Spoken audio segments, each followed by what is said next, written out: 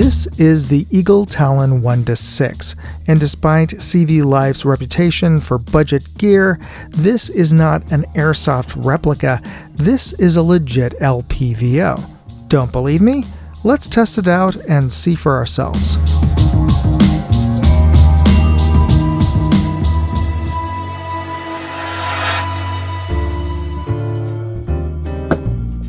Let me start with a quick unboxing, and then let's just see the contents of the box.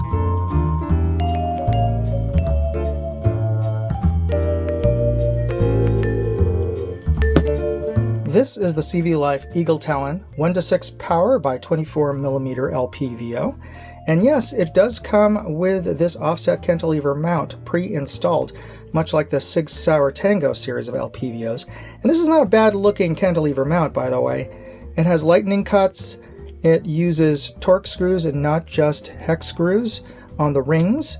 And let's see here. It doesn't have recoil lugs though, or squared off cross pins, but these are quick detach thumb screw style locks on the ends of these screws here.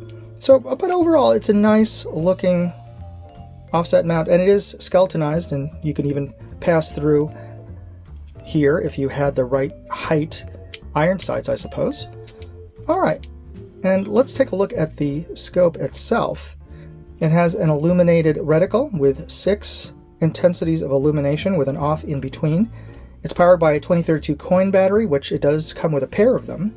And the rheostat turns crisply between each of the settings and off.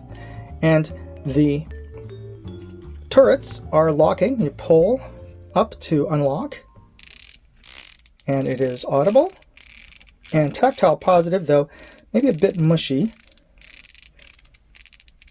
and a little bit of slop between each of the clicks, but not the worst turrets, certainly about the same as some Vortex turrets I've tested out. And these are resettable, by the way. Just unscrew that locking screw at the top there. Once you've got your reticle zeroed out, you just unscrew that, pop off the turret, set it down, and you've reset your zero. And each of the clicks is a half an MOA. Let's check out our windage. Maybe even a little louder. Also tactile positive, but again, a little mushy and a little bit of slop. And our magnification ring turns smoothly, though a bit stiff. I'm glad they included a screw-on throw lever there, because kind of needs it. And our diopter ocular focus, very stiff, but turns smoothly. I'm sure it'll loosen up over time with use. And is that a little indication dot there? Or, yeah, might very well be. Alright. So, overall, it's not a bad looking scope. For a budget scope, this is not bad. And, of course, the more important thing is, what does it look like through the glass? So, let's bring it outdoors and test that out next.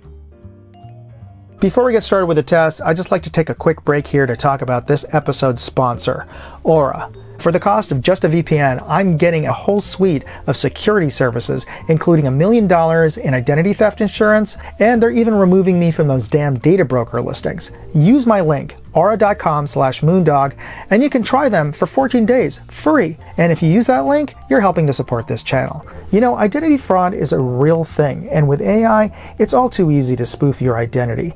That's why you should try out Aura. Alright, let's get back to the tests.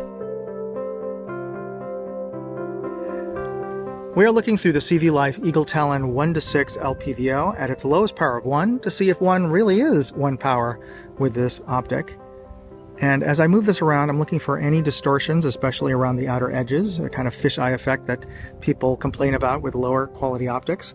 And I'm looking for any shift in size or scale or position of any of the objects as I bring them in and out of the scope view. And if we look at the telephone pole there on the right side, it is pretty darn straight. Even at the very right edge of our scope image, with lower quality optics, you're going to see a bowing out of that straight line. And that pole remains in the same position in and out of the scope view. So those are all good quality indicators of this particular scope. And I'm going to lock off our tripod here and aim it at the top of the hill there. And we're going to bring up our magnification all the way up to 6 power. And at maximum, we're seeing a pretty nice, clean, sharp image of the top of the hill there, with very minimal, if any, chromatic aberration visible. Usually you'll see that as a prominent purple fringe along the tree line, the branches, as it touches the bright lit sky, and I'm not seeing that. And I am able to see in this midday sun the trail marker sign at the top of the hill there. That's that white little dot of an object. That's about a 3-foot-ish steel sign atop an 8-foot pole. Now, that I'd be a little hard-pressed to identify what that was if I didn't know where it was and what it was, but it is remarkable that I am able to see it with this particular object. And we're going to take a look at the illumination, and I'm going to set this at its maximum of 6 power, and yes, I can clearly make out that horseshoe of death and the chevron and the BDC ladder below it. And even in a daylight rooftop there, that is still visible. I would call this daylight bright. And we're looking at a reference target downrange 100 yards away, and you can barely see it at 1 power. So let's bring up our magnification so you can see what I'm talking about. I'm going to bring it all the way up to 6 power. It's maximum. And there we go. And that's the reference target I was referring to. So let's start by taking a look at our range of adjustments with our elevation turret. And quite a bit. That is the very top. No dead clicks.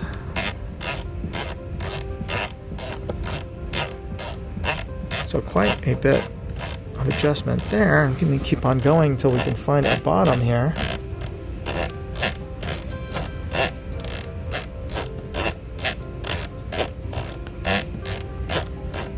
Wow, quite a bit of adjustment. All right, that is the very bottom. No dead clicks. Let's bring this back to factory 0 on this turret. It's taken a while, I know. All right, let's get this back to factory 0. There we go. Now let's check out our windage. Oh, it feels almost as much as the elevation. Oh, there we go. That's the rightmost extent. So not quite as far, but still quite a bit.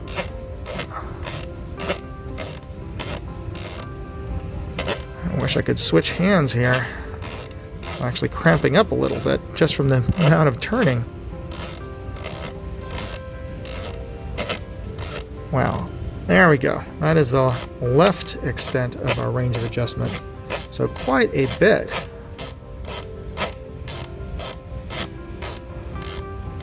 Let me bring this back to factory 0. All right. Now we can't see much detail on our reference target board, so let's head down to 50 yards and take a look at that reference target. All right, we are at 50 yards now, and I've set the scope back to 1 power just so we can see that reference target board looks like at 1 power from 50 yards. And I'm going to bring this up to 6 power on the scope. And let's take a look at our reference target board now. I can see a little bit of chromatic aberration, a little bit of purple fringe on the target frame to the left of our target board, and a little bit of green fringe on the right edge of our image here. And there's a little bit of a warm tint overall. You can see that in the shift in the color card on the top left. I can make out a hit on the reactive sticker target on the bottom left of our target board, but I don't see any additional bullet holes that are present on that particular target. And in our resolution chart on the bottom right of our target board, I can make out both horizontal and vertical lines down to, let's say, maybe 3 or 4 in group -2. Now we are lined up, our chevron is lined up to the grid target that is on the top right of our board, and specifically to the bottom left highlighting cross corner of that particular grid target. So if I dial in 16 on that turret here, and then dial in equivalent amount on our windage. Yeah, that puts us right onto the next box on each the other corners. And if I dial back to 16 back to 0, put us right onto the other box. And there we go. I'd like to thank CVLife for sending out the EagleTalon for me to test. And I gotta say, I am surprised this came from CVLife. I know that sounds like a backhanded compliment, and it kinda is. CVLife is not a brand that I flex. You know, let me know in the comments if you think that's fair or not. But I'm not too proud to say that I've bought CVLife products. I have one of their reflex sights on my 1022. I have their bipod on my 308. So yeah, I run with them. They're perfectly fine budget gear that works. Perfectly fine for occasional range use, weekend airsoft, or the seasonal hunt. Maybe not a brand that I would consider for duty grade, life and death stuff. But with this new LPVO, they really stepped up in terms of their feature set. Now, I'm not going to claim this is as clear and sharp as a Leupold or a Vortex LPVO. This is not ED glass, but it is plenty sharp enough and clear enough, and without distortion, by the way.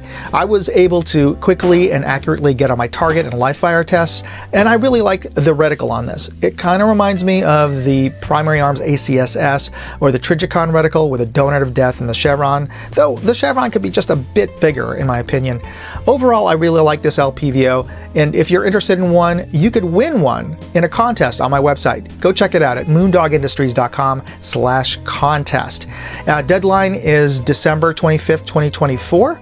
And if you're interested in buying one, I have product links as well as more information in my full written review at moondogindustries.com, and you'll find a link to that article in this video's description. Use that link and you're helping to support this channel. Of course, you can always help by simply hitting the like button, the subscribe button, and notification bell buttons right now. It doesn't cost anything. It's absolutely free to be a subscriber to my channel, and I appreciate you taking the time to press those buttons and taking the time to watch this video. God bless. Moondog out. Hey, I'd like to know what you thought of this video. Leave me a comment or chat with me on Facebook, Twitter, TikTok, MeWe, Instagram, or Locals. And if you want to see all of my videos, go to moondogindustries.com.